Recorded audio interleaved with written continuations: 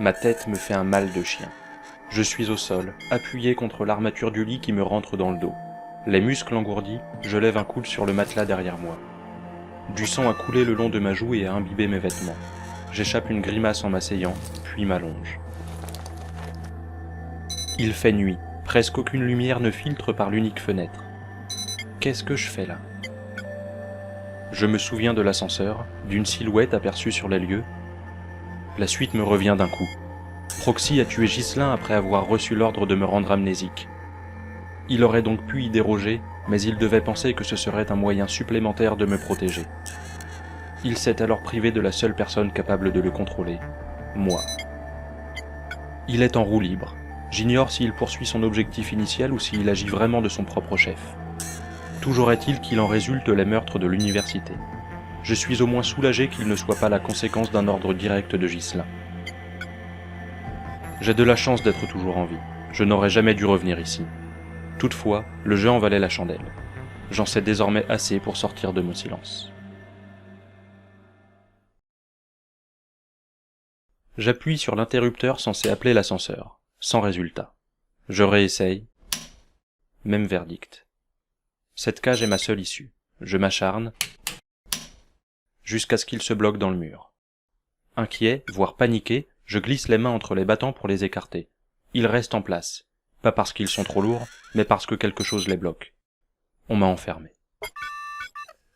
Je cherche tout ce qui pourrait m'aider. En retournant les tiroirs, je tombe sur des pièces de rechange du squelette de Proxy. J'attrape une côte en espérant que l'alliage soit assez résistant et la fiche dans l'interstice. Je pousse de toutes mes forces. Elle tient bon, les battants aussi. J'y mets tout mon poids, tant et si bien que je finis par glisser et manque de me fracturer le crâne sur le coin du lit. Le père de Ghislain a délibérément retourné le système de sécurité contre moi. Le système, c'est par là que j'aurais dû commencer. J'abandonne la côte sur le plan de travail de la pièce et m'assois devant le terminal encore indemne. Je fouille les moindres recoins de sa mémoire. Aucun virus, aucun accès forcé, aucune modification ces dernières 24 heures. Mon échec est encore plus cuisant que face à l'ascenseur.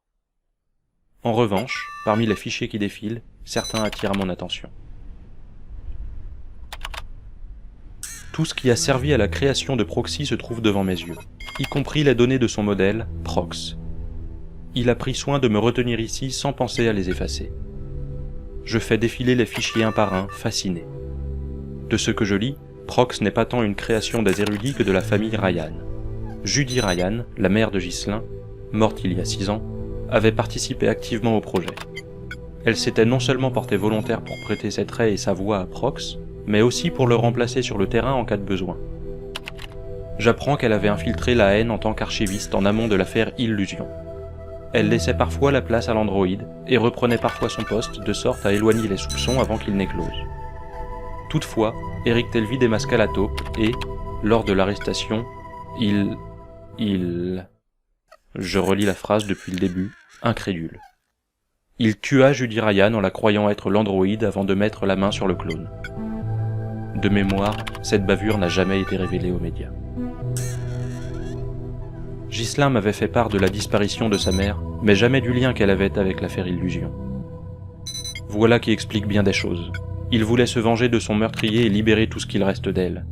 Peut-être voyait-il même en l'androïde un moyen de la faire revenir à la vie, de la voir à nouveau à ses côtés, de réentendre le son de sa voix. Les prototypes copient l'homme avec une fidélité hallucinante, non seulement au niveau physique, mais aussi au niveau intellectuel. Des rapports expliquent que les érudits ont atteint une phase de transition en termes d'IA. Arrivé à un certain palier, la relation de maître à esclave entre le concepteur et la machine ne tient plus. Les capacités de Prox, notamment, sont telles qu'il est capable de développer un certain libre arbitre. Face à ce risque, ils lui ont programmé des sentiments qui le poussent à rester de lui-même fidèle à la personne pour qui il les ressent. Sans ce sentiment, ou, pense-t-il, avec une IA encore plus développée, il échapperait peu à peu à tout contrôle. C'est donc ce qui est en train de se passer pour Proxy. Le plan initial prévu par Ghislain pour lui donner l'apparence de Telvi est en train de dégénérer. Il choisit désormais lui-même ses cibles. Mais pourquoi l'amphithéâtre ? Je trouve la réponse à cette question dans d'autres rapports. L'apparence humaine qu'il choisira sera définitive. S'il connaît par avance la personne qu'il clonera, un extrait de son ADN suffit à recréer cette issue. Mais les érudits ont mis au point une autre solution. Les prototypes peuvent recombiner différents ADN pour obtenir celui de leur choix, se libérant de la contrainte de se procurer un échantillon spécifique. Le massacre de l'université trouve enfin une explication, et elle ne présage rien de bon. Il faut que je parle à mon père sans tarder. Je cherche une clé sur laquelle enregistrer toutes ces informations et en reviens au problème initial, comment sortir d'ici. J'aurais préféré qu'on ne me retrouve pas ici, mais je crains d'avoir à appeler de l'aide. J'active le communicateur dans le creux de l'oreille d'une pression du doigt. D'un seul ordre, je lance l'appel. Ce n'est pas le sommeil qui empêche mon père de répondre, le signal est simplement coupé. Le deuxième et le troisième essai donnent le même résultat. Aucune onde ne sort ni ne rentre entre ces murs. Je pense aussitôt à la fenêtre. Elle est petite, difficilement accessible, et je me souviens du corps étêté de Ghislain qui s'y appuyait. Quand bien même, elle est ma seule chance d'avoir du secours.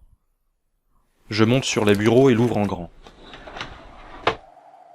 La tête la plus proche du vide possible, je retente ma chance, en vain. Les grands moyens s'imposent. Je me hisse à la force des bras et passe l'avant du corps à l'extérieur. J'accroche une main à l'embrasure et me sers de l'autre pour le communicateur. Le rebord sans corniche me rentre dans le ventre. Je contracte les muscles pour ne pas m'écraser sous mon propre poids. En plus d'être ridicule, la position est effrayante. Je joue aux équilibristes 200 mètres au-dessus du vide. Sous moi, la façade verticale ne présente aucune accroche.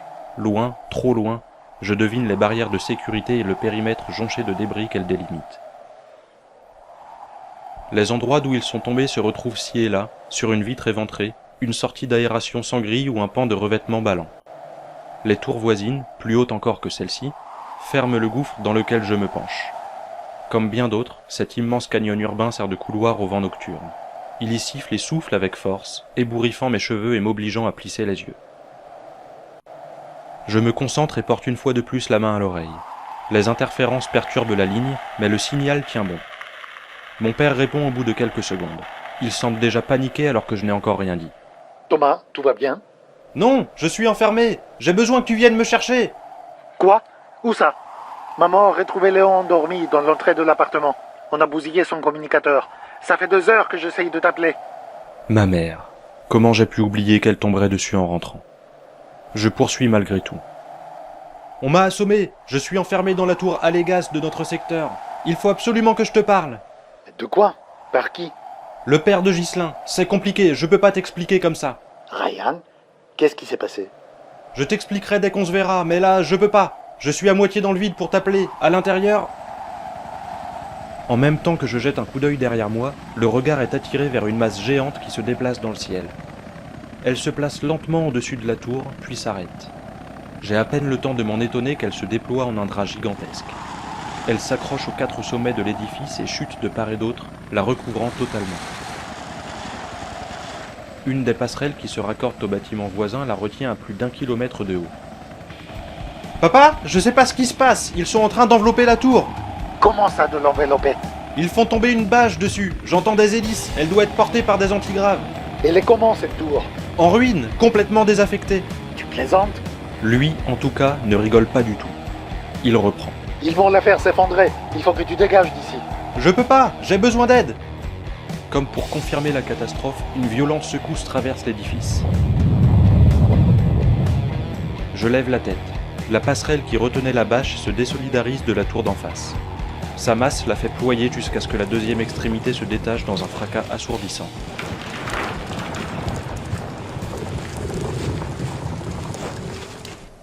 Le silence qui s'ensuit n'en est que plus glaçant. Elle tombe comme un roc, d'abord lentement, puis de plus en plus vite. Elle passe à quelques dizaines de mètres de la fenêtre en happant l'air dans un bruit sourd. Dans son sillage suit une pluie d'acier et de gravats.